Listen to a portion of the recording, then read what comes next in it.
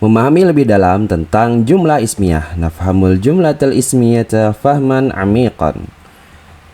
Sekarang kita akan mempelajari tentang jumlah ismiyah. Nah, ini dia poin-poin yang akan kita simak dalam video ini. Al-Muqaddimah, ma hiyal jumlah al-ismiyah, al-ma'rifah wan nakirah, al-asma al-ma'rifah. Kemudian kembali ke jumlah ismiyah, lalu kesimpulan. Al-Muqaddimah. Apa yang kamu lakukan ketika ingin menyampaikan sebuah gagasan, perasaan, atau keinginan? Betul, pilihannya mungkin kamu akan ngomong langsung atau update status. Kamu memilih ngomong. Apa yang kamu sampaikan? Kalau kamu lapar, kamu akan bilang, aku lapar. Kalau dalam bahasa Arab, ana jau'an. Oke. Kamu memilih ngomong. Apa yang kamu sampaikan? Kalau kamu sedih, kamu akan bilang, aku sedih. Ana hazin. Kamu memilih update status. Apa yang kamu sampaikan? Kalau kamu menyaksikan masjid yang indah, kamu akan bilang, masjid itu indah. Al-masjidu jamil. Kamu memilih update status. Apa yang kamu sampaikan? Kalau kamu melihat kucing yang lucu, kamu akan bilang, kucingnya imut. Al-qittu latif. Al-qittu latif. Kamu memilih update status. Apa yang kamu sampaikan? Kalau kamu mau mengatakan saya sedang membaca Al-Quran. Ya, saya sedang membaca Al-Quran. Aqra'ul Quran. Ini kalau dalam bahasa Arab, Aqra'ul Quran. Masih dalam pendahuluan. Jadi berdasarkan contoh kalimat yang kita ungkapkan baik secara ngomong ataupun update status tadi, ketika kamu mengekspresikan gagasan, ide, dan perasaan yang ada di benakmu, maka kamu membutuhkan media, yaitu bahasa. Unsur dalam bahasa yang digunakan untuk menyampaikan itu adalah ucapan atau speech atau kalam. Kalam adalah kumpulan lafaz yang tersusun dan memiliki makna yang dapat dipahami. Dalam konteks bahasa Arab, maka kalam tentunya berbentuk bahasa Arab.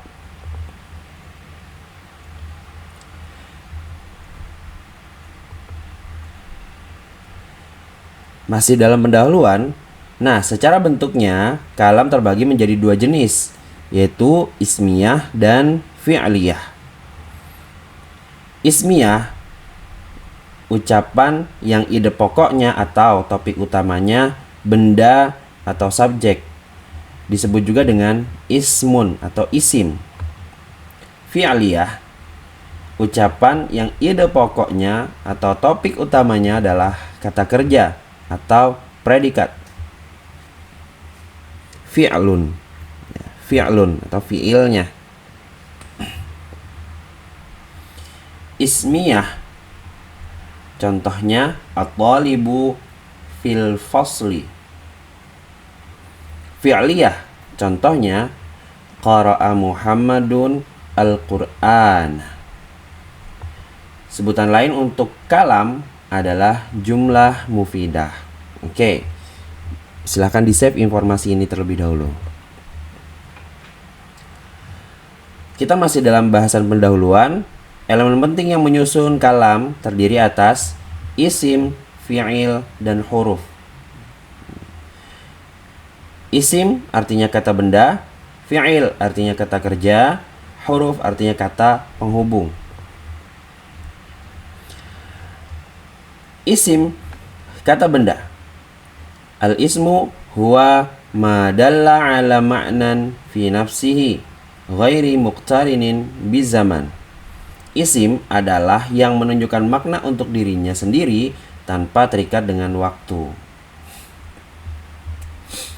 Fal ismu yu'rafu bil khafdi wa tanwini wa dukhulil alifi wal lami wa hurufil khafdi. Isim dapat dikenali dengan adanya tanwin, alif lam, bisa berharokat kasroh dan bisa dikenai huruf jar. Contoh talibun. Oke, ini ada tanwinnya ya. Talibun. Al mudarrisu, ini ada alif lamnya. Fil fasli.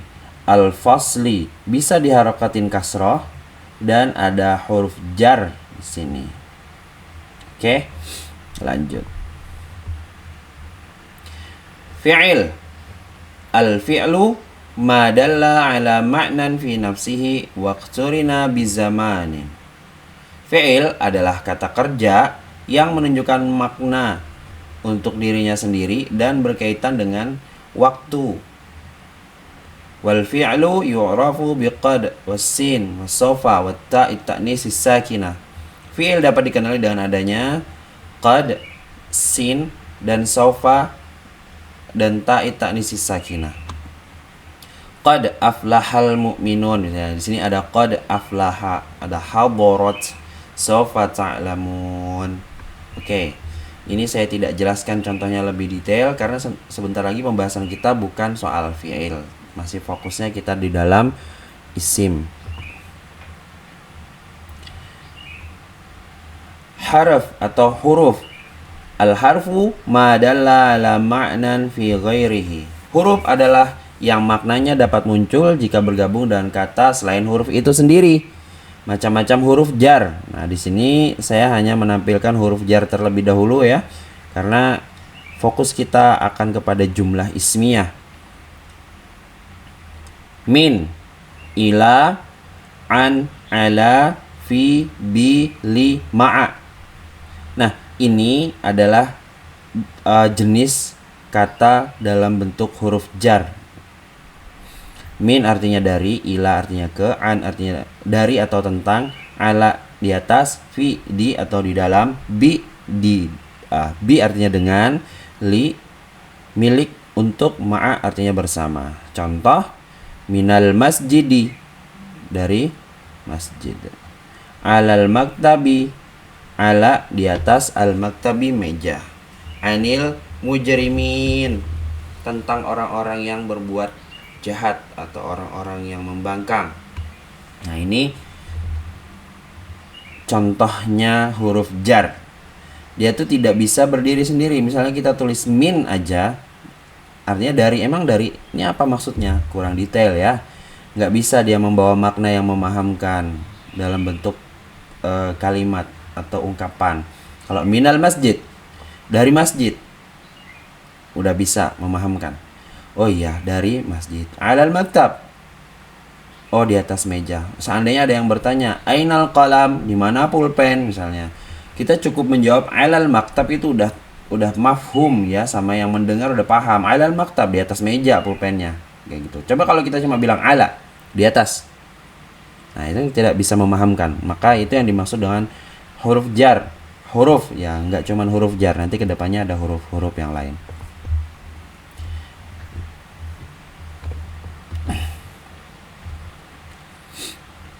Oke, kita kembali kepada jumlah ismiyah. Salah satu cara yang kita gunakan untuk mengekspresikan perasaan, gagasan, dan ide adalah dengan berbicara. Dan setiap hal yang kita bicarakan pastinya tersusun dalam struktur kalimat yang dalam bahasa Arab disebut dengan kalam atau jumlah mufidah. Kalam atau jumlah mufidah ada dua jenis, yaitu jumlah ismiyah dan jumlah fi'liyah. Apa itu jumlah ismiyah? Nah, sekarang kita masuk kepada pembahasan yang lebih mendalam tentang jumlah ismiyah. Kita fokus kepada struktur terlebih dahulu. Jumlah ismiyah adalah struktur kalimat yang ide pokoknya berupa kata benda, isim. Contoh, al-bait kabir, al-baitu kabir. Hiya talibah, dia siswa. Hadhihi talibah, dia ini siswi ya. Kitabu Muhammadin alal maktabi, bukunya Muhammad di atas meja. Hadhihi naqah, ini unta betina. Nah, kita bahas ide pokoknya terlebih dahulu dalam struktur. Setiap kalimat ini ide pokoknya yang mana? Al-baitu kabir membahas tentang apa? Betul, ini membahas tentang rumah, bukan membahas tentang besar. Oke, berarti ide pokoknya adalah al-bait. Al-bait adalah isim. Oke, di sini sudah bisa dimengerti ya. Kenapa dinyatakan jumlah ismiyah? Karena itu ide pokoknya ini adalah isim. Sama dengan hiya thalibah, dia adalah siswi. Oke. Pembahasan di sini atau ide pokok di sini tentang dia, bukan tentang siswi. Oke. Kalau ditanya dia siapa, kan tetap dia ya. Yang kita pertanyakan, ide pokok yang menjadi pembahasan adalah hiya, dia. Hiya adalah domir. Domir termasuk bagian dari isim. Begitu juga hadhihi thalibah. Ini siswi. Topiknya tentang apa? Tentang ini, bukan tentang siswi. Oke, ini emang ini apa? Kan kayak gitu ya. Ini adalah siswi. Emang ini siapa? Ini siswi. Kitabu Muhammad alal maktab. Kitabu Muhammad. Nah, ini topiknya yang mana? Topik utamanya Kitabu Muhammad, buku Muhammad. Emang buku Muhammad kenapa? Kan kayak gitu ya. Berarti itulah topik utama. Pokoknya yang jadi trigger pembahasan inti dalam sebuah kalimat itu disebut dengan topik utama dalam kalimat itu. Dan ini adalah isim. Maka ini disebut dengan jumlah ismiyah. Begitu juga dengan hadhihi naqah, sama seperti hadhihi thalibah. Lanjut. Apa itu jumlah ismiyah? Ini masih lanjut ya. Nah, tadi kita sudah bahas struktur secara makna. Jadi strukturnya itu ada ide pokok yang dibahas, dan ide pokoknya adalah jumlah ismiyah, adalah kata benda atau isim. Maka itulah jumlah ismiyah. Nah, jumlah ismiyah ini di dalamnya ada elemen penting, yaitu mubtada dan khobar. Al-mubtada wal khobar. Jadi itu kayak tersusun. Kata yang jadi mubtada dan kata yang menjadi khobar. Mubtada adalah kata yang terletak di awal kalimat menjadi ide utama atau ide pokok ya dalam kalimat dan bentuknya isim ma'rifah. Nah, sekarang ada tambahan informasi dibanding yang sebelumnya, karena tadi sebelumnya kita bahas strukturnya, sekarang kita bahas elemennya. Oke? Dalam struktur sekarang ada elemennya. Nah, khobar adalah kata yang menjadi informasi pelengkap yang menerangkan tentang ide utama dalam struktur kalimat tadi. Khobar bisa berbentuk isim nakirah, khobar mufrad, jumlah ismiyah atau fi'aliyah, dan syibhul jumlah. Nah, ini contohnya khobar tunggal atau mufrad ya, nakirah. Al-qittu latifun. Al-qittu latifun. Bahas tentang apa ini? Tentang kucing. Al-qittu. Oh, temanya tentang kucing. Ide pokoknya adalah tentang kucing. Informasinya tentang kucingnya apa? Informasinya apa sih tentang kucing itu gitu ya. Imut, latif. Maka posisinya ide pokoknya sebagai mubtada, latif sebagai khobar. Dan informasi tambahan bentuknya adalah isim ma'rifah. Nah, sekarang kita masuk ke pembahasan apa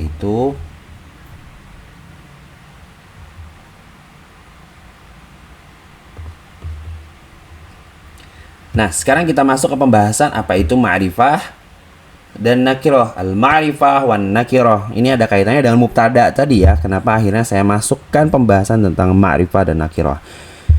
Ma'rifat atau ma'rifah adalah kata benda, isim yang memiliki makna spesifik dan tertuju pada referensi yang sudah diketahui oleh penutur dan pendengar dalam komunikasi. Salah satu ciri isim adalah alif, lam, ini al. Isim ma'rifah ada 6 macam yang akan dijelaskan setelah ini. Ini contoh isim ma'rifah. Al-mudarrisu. Oke, cirinya apa? Alif lam.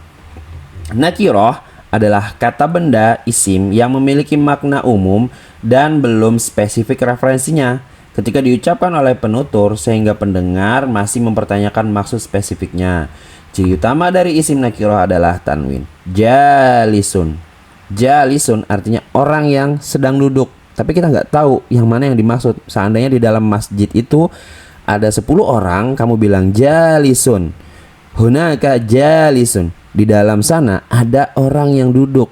Ketika kamu melihat di dalam masjid ada 10 orang, yang kamu maksud orang yang mana? Nah, kan belum jelas ya. Jalisun. Nah, artinya itu yang dimaksud nakiroh. Belum jelas referensinya yang mana.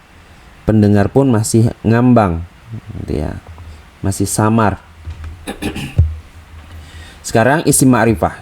Ada berapa sih isim ma'rifah? Isim ma'rifah itu ada 6 jenis ya. Dhamir, isyarah, alam, mausul, al-mudhaf bil ma'rifah, al-ismu bil alif wal lam. Oke, yang pertama dhamir. Dhamir adalah huwa, hiya, hum, huna, anta dan yang lainnya. Ada 14 ya. Ini yang dhamir munfasil rafa'. Nanti ada juga dhamir munfasil nasab. Contoh iyyaka na'budu, itu dhamir. Iyyaka itu dhamir ya. Nah, sekarang saya fokus ke pembahasan dhamir munfasil rafa' saja. Ada huwa, huma, hum, hiya, huma, hunna, anta, antum, antum, anti, antum, antuna, ana, nahnu. Itu termasuk isim ma'rifah. Isim ma'rifah berarti apa aja? Isim ma'rifah adalah diantaranya dhamir. Kemudian isyarah. Hadza, hadhihi, dzalika, tilka. Nah, ini juga termasuk isim ma'rifah. Alam, nama. Alam itu artinya nama, baik itu nama manusia, nama benda, nama merek, nama daerah, nama tempat. Itu alam, ya. Muhammad, Rishad, Fajar, Salsa, Salma, Amerika. Mausul, alladzi, allati, alladzina. Itu isim mausul. Itu masuk kategori ma'rifah. Ini semua nih bisa jadi mubtada ya. Al-mudhaf bil ma'rifah. Mudhaf dengan isim ma'rifah. Kitabu tanpa alif lam tanpa tanwin, Muhammadin harkatnya kasroh. Mereka ini idhofah namanya. Ini mudhaf, ini mudhaf ilaih. Mudhaf dengan isim ma'rifah, maksudnya mudhaf dengan mudhaf ilaihnya yang isim ma'rifah. Kenapa ini dikatakan isim ma'rifah? Karena ini nama. Nah, nama kan masuk kategori isim ma'rifah. Kitabu Muhammad, buku milik Muhammad. Maka idhofah ini termasuk isim ma'rifah karena mudhaf ilaihnya adalah isim ma'rifah. Sama juga baitul mudarris, al-mudarris. Nah, ini isim ma'rifah karena apa? Ada alif lam. Baitunya jadi ma'rifah juga, seperti itu. Al-ismu bil alif wal lam, isim dengan alif lam. Al-baitu, al-faslu, al-maqsafu, intinya ada alif lamnya ini depannya ini. Ya. Nah, itu 6 ini adalah isim ma'rifah dan inilah yang bisa menjadi mubtada. Kita lanjut. Nah, kembali ke jumlah ismiyah, mubtada adalah kata yang terletak di awal kata. Menjadi ide utama dalam kalimat dan bentuknya isim ma'rifah. Oke. Ini contoh ya, kita mulai dari yang kanan. Huwa mudarrisun. Oke. Ini domir, isim ma'rifah di awal kalimat. Menjadi ide utama dalam percakapan atau tema pembicaraan, maka dia adalah mubtada. Huwa mudarrisun, dia guru. Dzalika isim isyarah. Dzalika jamalun, itu unta. Itu unta, ya. Alladzi qama amamana talib, yang tadi berdiri di depan kita adalah siswa. Alladzi, yang, nah gitu ya, dia ditaruh di awal. Jadi ide utamanya ini mubtada ini. Nah, ini sepaket. Jadi alladzi itu biasanya nanti sepaket dengan kata kerja biasanya. Jadi dia nggak bisa sendirian, meskipun memang dia isim, ya, isim ma'rifah. Dia bisa jadi mubtada karena dia isim ma'rifah. Khobarnya talibun. Naufal fil fasli, nah ini nama orang. Naufal di kelas. Oke, Naufal mubtada karena dia isim ma'rifah di awal kalimat. Fil fasli di kelas. Qalamut talibi, pulpennya siswa. Apa ini tadi? Idhofah ya, idhofah. Pulpennya siswa, mudhof ilaih. Alal maktabi, di atas meja. Al-qittu, kucing. Latifun, imut. Al-qittu pakai alif lam sudah. Oke, ini adalah mubtada. Jadi mubtada tadi harus isim ma'rifah. Ini contohnya. Khobar adalah kata yang menjadi informasi pelengkap yang menerangkan tentang ide utama, yaitu mubtada tadi dalam struktur kalimat. Khobar bisa berbentuk isim nakirah atau disebut dengan khobar mufrad, jumlah ismiyah atau fi'aliyah, dan syibhul jumlah. Nah, sekarang contohnya. Khobar mufrad tuh satu kata doang, tunggal, dan biasanya tanwin, domah tanwin akhirnya, itu disebut dengan khobar mufrad, khobar tunggal. Zalika Jamal, mubtadanya kan zalika ya, Jamal khobarnya tunggal. Naufal wajhuhu jamil, Naufal wajhuhu jamil, Naufal wajahnya ganteng. Oke, wajahnya ini jadi mubtada sebenarnya, tapi untuk jamil. Nah, gabungan dari mubtada dan khobar ini jadi khobar untuk Naufal ini. Nah, ini disebut dengan khobar berbentuk jumlah ismiyah karena ini adalah mubtada dan khobar, dan mubtada khobar sepaket ini, satu setelan ini, mubtada khobar itu sendiri menjadi khobar untuk Naufal. Khobar berbentuk jar majrur atau syibhul jumlah. Nah, di sini al-qittu 'ala sarir. Kucing di atas ranjang. Nah, di atas ranjang ini kan satu paket ya, dia disebut dengan jar majrur. Dia masuk kategori syibhul jumlah. Nah, ini akan detail pembahasannya di bab selanjutnya. Simpulan, dalam berkomunikasi, menyampaikan ide, gagasan, dan perasaan, kita menggunakan bahasa sebagai media, dan bahasa tersebut kita menggunakan kalam atau jumlah mufidah untuk menyampaikannya. Jumlah ismiyah adalah salah satu bentuk kalam yang kita gunakan untuk mengekspresikan ide, gagasan, dan perasaan tersebut. Sekarang, apakah kamu bisa mengekspresikan ide, gagasan, dan perasaan kamu dengan menggunakan jumlah ismiyah seperti yang sudah kita pelajari bersama?